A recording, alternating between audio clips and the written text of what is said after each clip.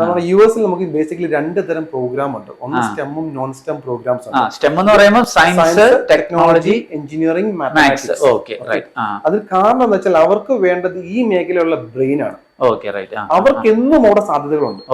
അതുകൊണ്ടാണ് അവർ ഈ ഇങ്ങനത്തെ സ്റ്റെം പ്രോഗ്രാം, അത് 1 വർഷം പ്രോഗ്രാം ആണെങ്കിലും 1.5 ആണെങ്കിലും 2 വർഷം പ്രോഗ്രാം ആണെങ്കിലും അതേസമയം അത് മാസ്റ്റർ ലെവലിൽ, ബാച്ചലർ ലെവലിൽ പഠിച്ചാൽ പോലും അവർക്ക് 3 വർഷം സ്റ്റേ ബാക്ക് കിട്ടും.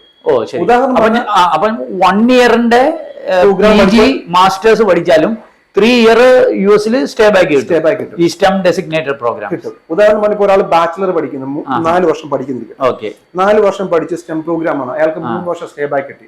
അതിനുശേഷം അയാൾ വന്നിട്ട് അയാളുടെ മാസ്റ്റർ പ്രോഗ്രാം 1 വർഷം കൊണ്ട് കംപ്ലീറ്റ് ചെയ്തു, വീണ്ടും 3 വർഷം കൊണ്ട് സ്റ്റേ ബാക്ക്. അപ്പൊ ഈ ഒരു സമയം കൊണ്ട് തന്നെ നമുക്ക് ശരിക്കും നമ്മുടെ H1B ഒക്കെ കൺഫേം ആയി പോയിരിക്കും. അതല്ലേ? അത് മാത്രമല്ല, ഈ ഒരു മേഖലയിൽ പഠിക്കുന്ന ആൾക്കാർക്ക് അവരുടെ സാലറി സ്കെയിലുകൾ എപ്പോഴും നല്ല സാലറി സ്കെയിലാണ്. എന്റെ ഒരു അറിവിലും എന്റെ ഒരു എക്സ്പീരിയൻസിലും ഒരു $60,000 താഴേക്ക് പോകാറില്ല.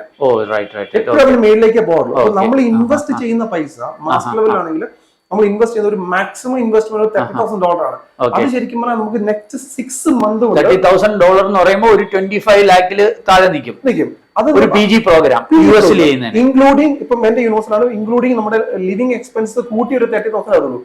അത് അടുത്ത നമ്മൾ 1 വർഷം പ്രോഗ്രാം അല്ലെങ്കിൽ 1.5 വർഷം പ്രോഗ്രാം കഴിഞ്ഞ് അടുത്ത 6 മാസം കൊണ്ട് തന്നെ നമ്മൾ പൈസ നമുക്ക് തിരിച്ചു കിട്ടും. ഈ US ഭയങ്കര കോസ്റ്റ്ലി ആണെന്നാണ് പൊതുവെ ആൾക്കാരുടെ ഒരു വിചാരം. പക്ഷെ ഇതൊരു 25 ലാഖ് ഇന്ത്യൻ റുപ്പീസിന് നമുക്കൊരു മാസ്റ്റേഴ്സ് പ്രോഗ്രാം ചെയ്യാനായിട്ട് പറ്റും. പല